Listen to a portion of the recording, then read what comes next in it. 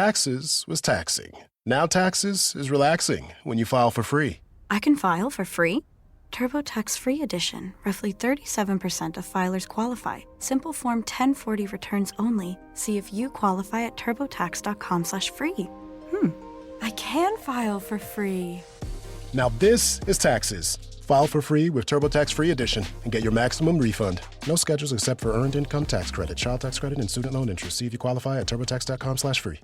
Other shows we have for you to enjoy at myclassicradio.net.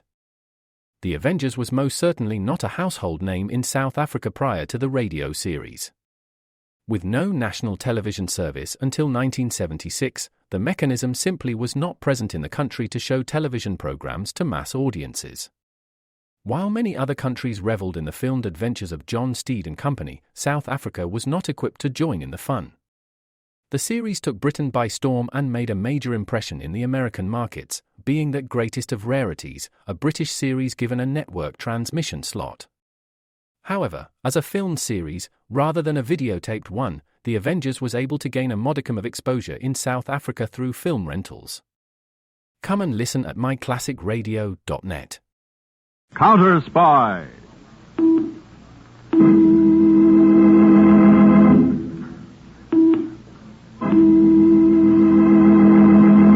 Washington calling David Harding, Counter Spy. Washington calling David Harding, Counter Spy. Harding, Counter Spy. Calling Washington.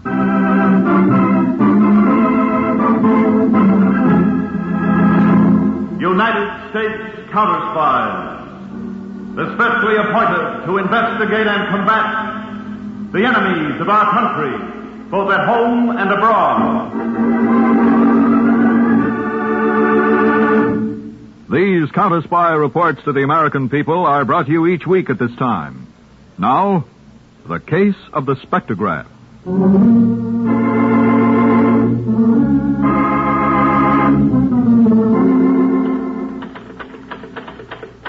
Miss Phelps. Yes, Mr. Blake? When is Dr. Carthouse going to be here? Why, He might at least be prompt. After all, we are his financial backers. I know, Mr. Don. As such, we're certainly entitled to better treatment than this. Of course, Mr. Fulton. Considering the fact that we've advanced close to $50,000 for his sonic research so far. Oh, I know you have, gentlemen. Now, look, Miss Phelps, have you any idea where he is? Oh, probably at Columbus Circle, 59th Street and Broadway. Oh, no, not again. More speeches? Well, Dr. Carthouse was feeling very good when he left here, and as you know, he usually makes speeches when he feels good. Yes, flowery ones, too. Although you'd never guess it from the way he talks normally. Abrupt, to the point. Well, I'm not going to have my dignity trifled with any longer. If the doctor doesn't show up in 5 minutes, I'm going to consider the money I've invested so far in that nincompoop lost. And you and Blake can carry on with the financing if you're mad enough to do so. Now, Fulton, don't be... No, I mean it, Blake. I've had enough. What? Gladys, you should have been there. I made a great speech. A crowd of 30 people. I told them what I thought of the government. They were impressed. Doctor, your appointment... Oh, I see. All licking your chops, eh? That's what I mean, Blake. Now, see here, Doctor. I'm a man of some importance in the banking world. I demand that I be treated with a measure of respect. Respect? You get that for brains, not money. There are no brains here except mine. And Gladys'. My heaven, Now, calm down, Fulton. Let's at least see what the doctor has to show us. Yes. Now, Dr. Carthouse, you promised us a demonstration of how far your sonic research had progressed. I keep my promises. Wait till I set up the laboratory, you'll see. Give me 5 minutes. Or waiting. It won't be long, Mr. Fulton. Give them some reading matter, Gladys, to keep them busy. Something not too difficult. Comic books.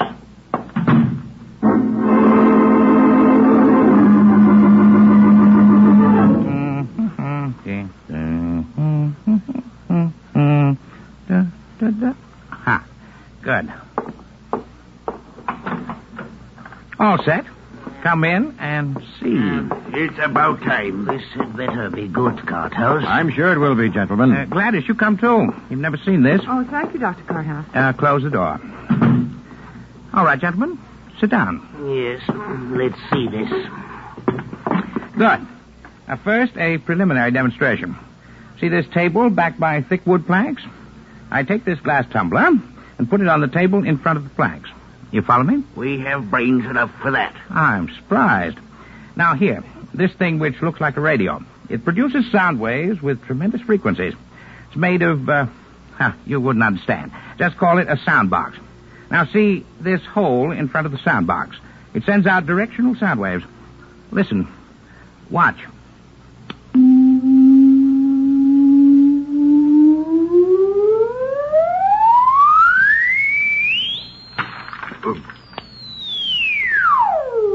There. See? Your ears hurt? I can barely hear now. Yes, but what of it, Dr. Carthouse? Shattering a glass is nothing new. A good, robust voice can do it just holding a note long enough. Right, Blake. I showed you that for contrast with the real demonstration, which is coming now. Gladys. Yes, Doctor. Brush the glass off the table. Yes. Now, the three of you, look at this. A steel tube. Go on, take it. Pass it around. Here then. 3/4-inch steel. Armor plate. No question about it. Now, Fulton, be useful. Put the steel tube where the glass was. Like this? Right. I didn't think you were so smart, Fulton. But I will not tolerate... Oh, shut up, Fulton. Go on, Dr. Carthouse. There's nothing more to say, Blake. Just listen. Watch again.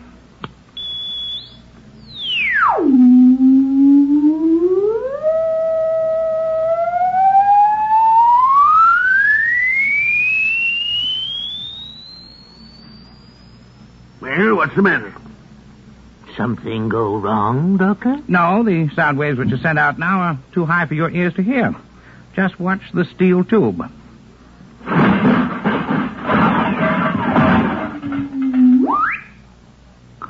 Good heavens. Well, that's incredible. What did it? Sound waves. The demonstration is finished. Yes, but what did it? How did you attain a frequency that can shatter steel? How soon can we put this to practical use? Why didn't it shatter those planks behind the steel tube? The planks have a higher degree of elasticity. They can absorb the sound waves. Steel is brittle. It can't. I'm working on a frequency to shatter wood now. This is frightening. Shattering armor plate like that. If this is developed on an industrial scale, there'll be plenty of practical use for it. Blake, I'm concerned with the war potential of a thing like this. Yes, Fulton's right. I think we should seek government protection for Dr. Carthouse. Government protection? Well, the plans and the formula for this device shouldn't be left unguarded wherever they are. The plans and the formula are here, in my head, where nobody can steal them. I don't like interference from my backers or government. I won't stand for snooping, prying. Now, be reasonable, Dr. No, Carthouse. I won't be. My feelings are clear. Jefferson said it best. Society in its worst state is a blessing.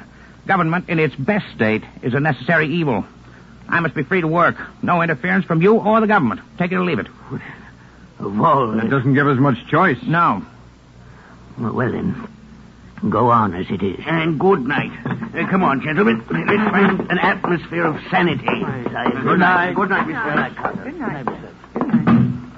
Yeah. Ruffle their fur. I'm glad. It'll teach them that the brains are important. I feel good. Like a speech. It's late, Doctor. Oh, don't worry. I'm not going to make one. It's good to be independent. Remember that, Gladys. Good night. I'm going to bed. You straighten things up. I will, Doctor.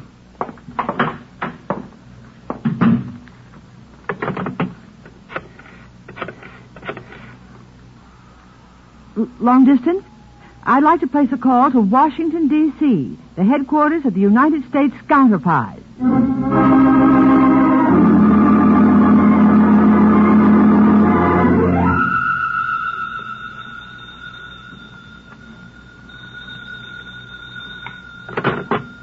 Hello? Yes, this is Sergei. Oh, hello. You sound very excited. Undoubtedly, this is a request for more money, eh? What? Really? And what is this miracle Dr. Carthouse has done? Yes, I'm listening. Go on. So, armor plate. Interesting if true. But you need more money. No. None. My dear sir, my my client feels he has paid enough without results. No. If what you say is true, obtain the formula and plans. How? That I leave to your imagination. Get them to me and you will receive the final agreed upon sum, $100,000. Yes. just send them by a commercial messenger. In this business, the most ordinary means of transmission is usually the safest. I'll be expecting to hear from you. Good night, sir.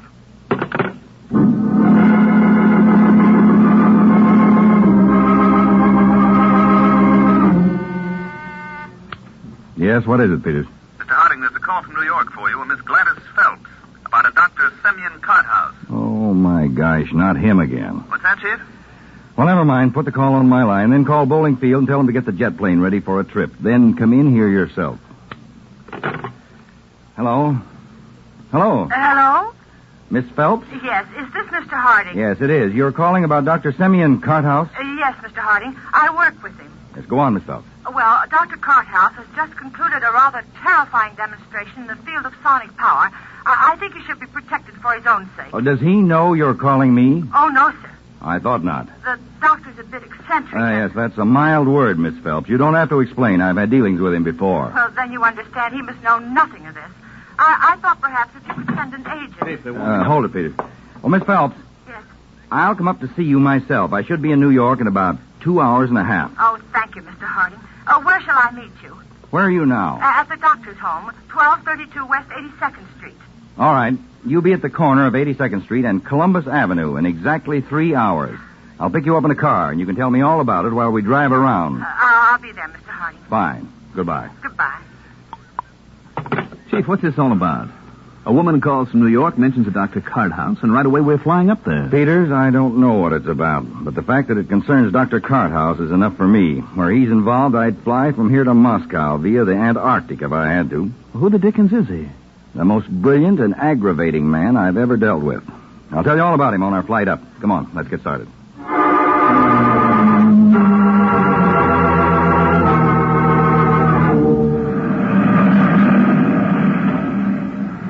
You mean that Dr. Carthouse made all these contributions toward the improvement of radar, and I've never heard of him? Well, that's not surprising, Peters. You were in Europe in 1942 and 43, the period the counter spies dealt with him. Well, I should at least know the name. Oh, no. Dr. Carthouse is, shall we say, peculiar. He loathes publicity and despises government. Our government? Oh, he's broad-minded.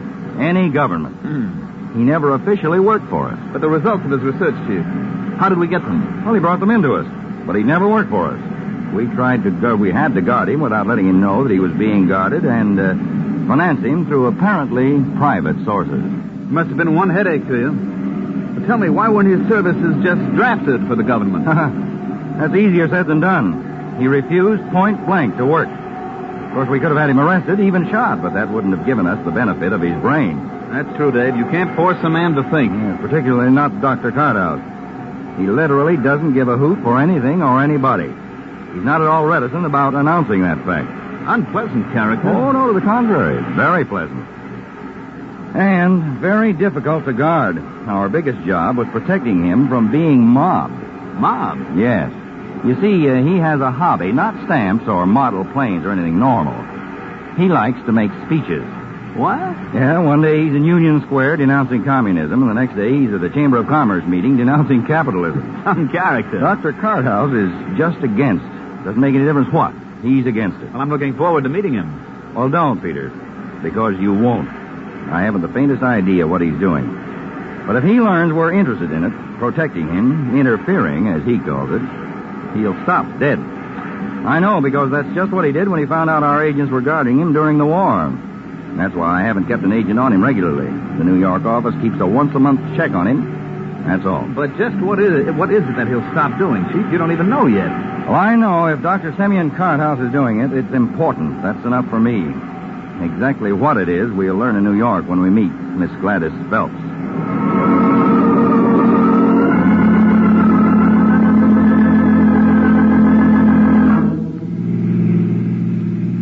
It's true, Mr. Harding. I saw it myself. He shattered a piece of armor plate? That's right, sir. 3/4 inches thick. Chief, a thing like that... Yes, I'm way ahead of you, Peters. Now, listen, Miss Phelps, did you tell anyone else you were calling us? No, sir. Chief, what are we waiting for? Why don't we just pick up this doctor and turn him over to the Department of Defense? Peters, I know the man we're dealing with. He'll come to the government, all right, but when he's ready to and feels he's finished his research, and not a second before. You will give him protection, though, won't you, Mr. Harding? That I guarantee, starting right now.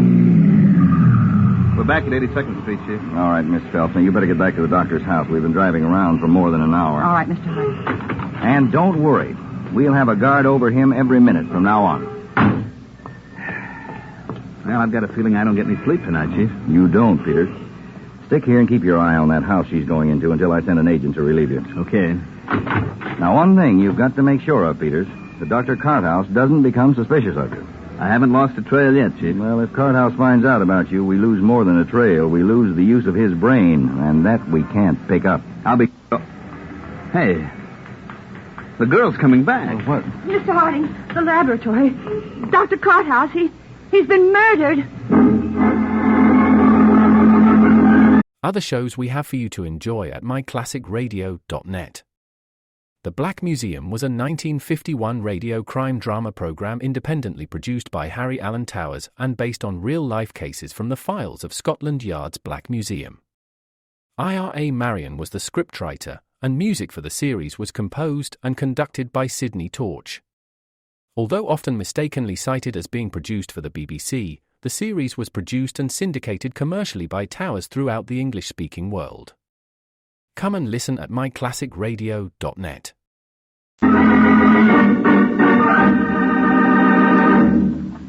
You are listening to the Case of the Spectrograph on Counter Spy. Tonight, The Big Show brings you the best in comedy, music, and drama with Tallulah Bankhead, Fred Allen, Douglas Fairbanks Jr., Margaret Truman, Mindy Carson, Meredith Wilson, and many, many more. It's The Big Show, top Sunday listening designed for the entire family. And speaking of families, tonight means another delightful adventure for the Madcap Harris family and all their friends on the Phil Harris-Alice Faye Show. That's tonight over most of these NBC stations. Now, back to Counter Spy.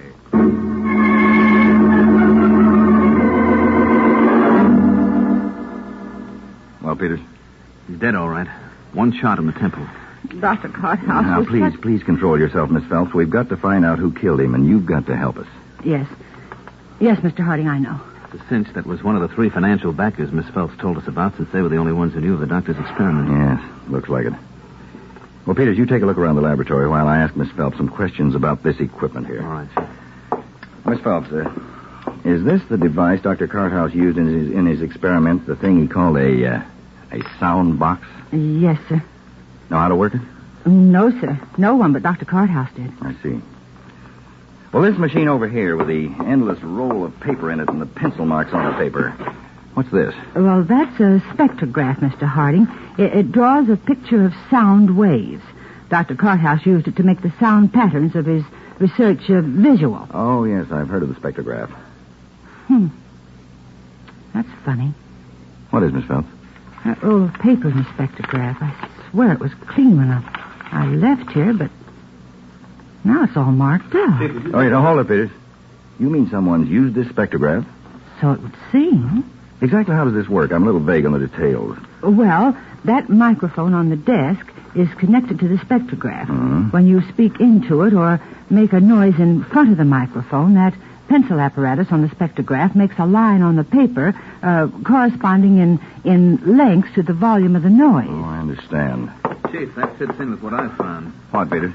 Look, these marks on the desk. 4 of them. Like rubber grippers on the bottom of a portable typewriter. Uh-huh. Then this indentation in the desk blotter. Circular, big, could be a microphone stand. And here, a piece of recording tape. What? Was on the floor by the desk. A tape recorder, huh? And that spectrograph in use. What does it mean, Mr. Harding? Well, the recorder's pretty obvious. Whoever killed Dr. Carthouse wanted his knowledge first. He knew the doctor kept nothing in writing, so he made him speak his piece and then shot him. I go along with that, Mr. Harding. Then we can assume that he talked into the microphone attached to the murderer's recorder and at the same time switched on his own microphone attached to that spectrograph. Chief, you mean the whole story is in those undecipherable pencil lines on that roll of paper? Well, I mean it's worth the trouble to find out what is on that roll of spectrograph paper, something we're going to do right now.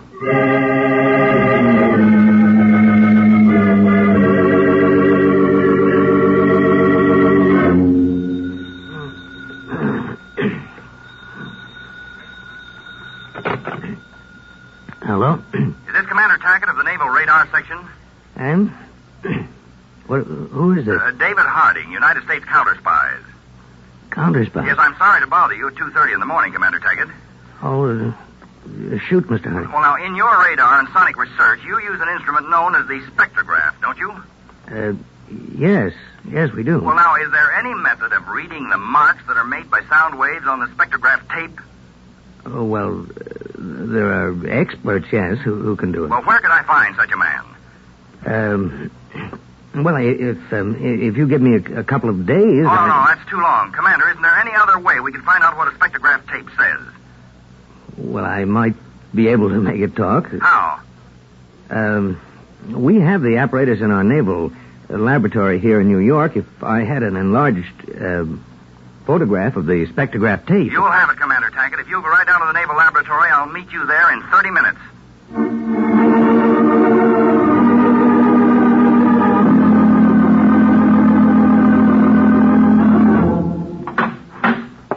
Hello, Commander Taggart. The officer of the day told me you were here. I'm David Harding. Hello, Mr. Harding. I must say you counter spies certainly do things in a hurry. Well, this is extremely urgent.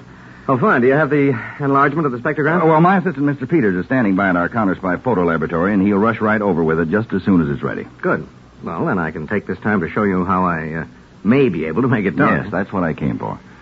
Well, we use this device here, Mr. Harding, a big electrically lighted transparent drum. It's a sort of talking drum.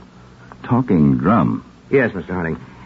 You see that bank of electric cells outside the drum? Photoelectric cells? Yes.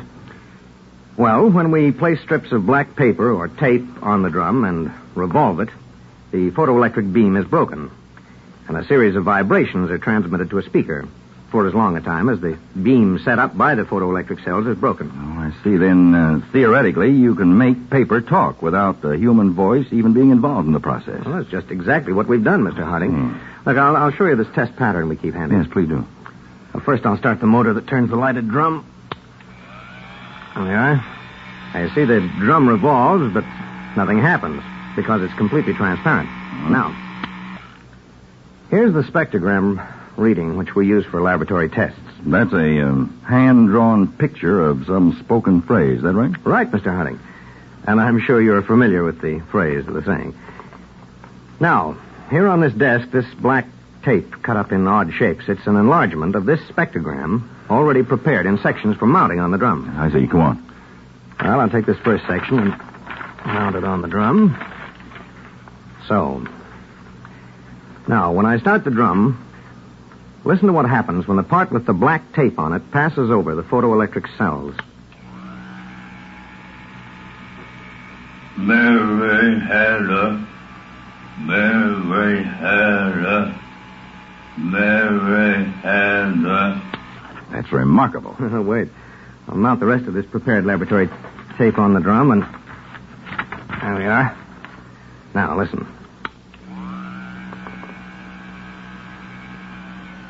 Mary had a little lamb.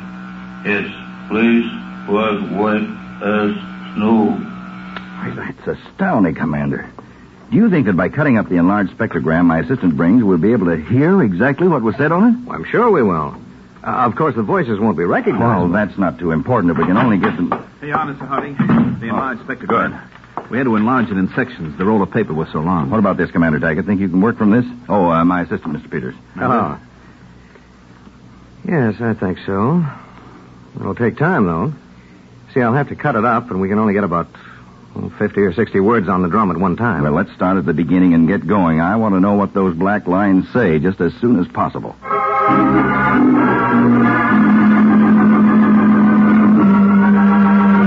we are, Mr. Harding. The first section's all set up and ready to go. All right, turn it on. Let's hear what it says. And pray that the voice of the murderer is on it. All right, here goes. A gun. That's right, Doctor. You're going to kill me, eh? That prayer's answered. Yes, unless you tell your data to this microphone I set up. If I do, you'll kill me anyway. So, right, but your knowledge will die with you, and you wouldn't like that. I have no choice. None? Why the dickens doesn't he say the man's name? Wait. All right. I'll tell all.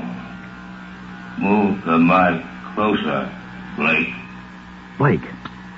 I'll have to cut out more of the spectrogram. Would you do that yourself, Commander, and have a confidential stenographer transcribe what the talking drum says? The rest, I'm sure, will be Dr. Carthouse telling the results of his sonic research. All right, Mr. Honey. Chief Blake has a tape recording of that. I know, and we'd better move fast if we want to stop it from getting out of the country. Come on, Peters, let's go.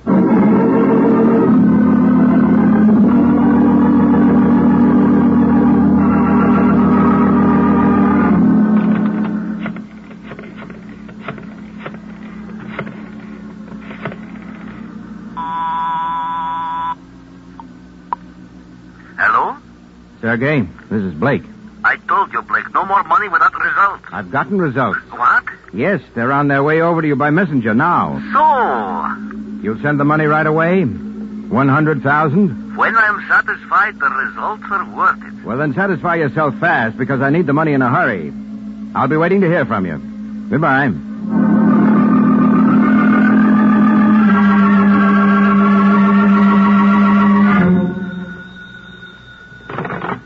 Hello? Congratulations, Blake. Sergei, I was just going to call you. It took me some time to get a tape recorder to play the tape which you sent me. Well, do I get the money? It's on its way over to you by messenger now. Half the sum. Half? You will get the rest when the scientists of my client have confirmed the value of what you sent. Now, look, Sergei. After all, I am not technically qualified to judge what I heard on that tape. So be satisfied with half for the present. Our understanding was... Hold on, Sergei. There's someone at the door. Most likely the messenger with your money. I'll take it and be happy. I'll be in touch with you in the future. Well, goodbye. Now, Sergei! Sergei! Just a minute. Package for Mr. Blake. Yes, that's me. Sign here. All right. There, and here's $1 for your trouble. Just one out of the 50,000, Mr. Blake? What? You're not a very generous tipper. What the devil is this? Who are you two? United States counter-spies. It isn't every man we run errands for, Mr. Blake. You should feel honored. I don't understand. What's this all about? The tape recording for Mr. Sergei Yekoro. We delivered it. You delivered it? After switching the one you sent for the one we made especially for the purpose.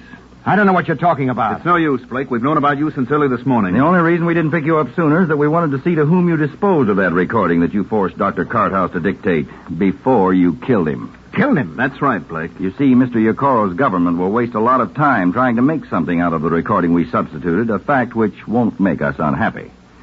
So, Blake... Now, listen. I'll make a deal with you. I didn't kill Dr. Carthouse, but I'll tell you everything. All about Sergei. He's the one that did the killing. Really? Yes, I swear it. Now can we make a deal? No, Blake. For two reasons. In the first place, we don't want to arrest Yekoro. Keeping a known foreign agent under observation will give us a lot more leads than we could get out of him in prison. And in the second place, Dr. Carthouse practically named you his murderer in a spectrogram recording he made. So get your hat and coat and come along, Blake. Well, doesn't seem to be anything else for me. Look out, Peters. He's got a gun. Oh, That was close, Chief. Yes. Better call the ambulance, Peters. They can take care of Blake's last errand and see that he's delivered to his final resting place. Prison.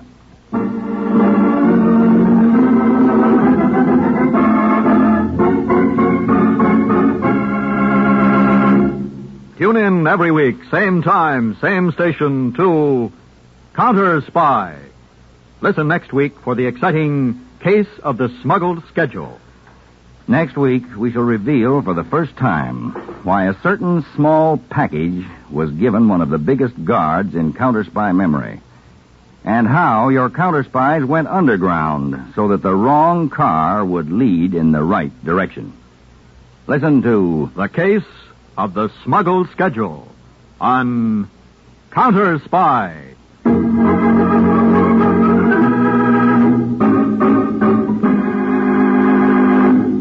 Tonight's Counter Spy program originated in New York, was directed by Marks B. Loeb, dramatized by Palmer Thompson, and featured Don McLaughlin and Mandel Kramer. Lionel Rico speaking.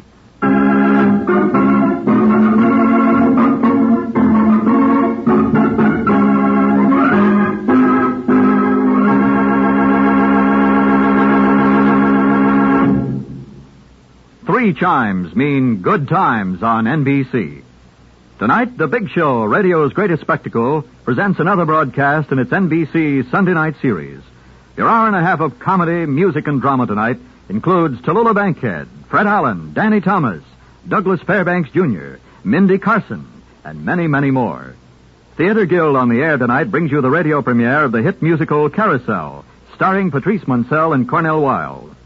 Hear Margaret Truman and Doug Fairbanks Jr. on The Big Show today on NBC.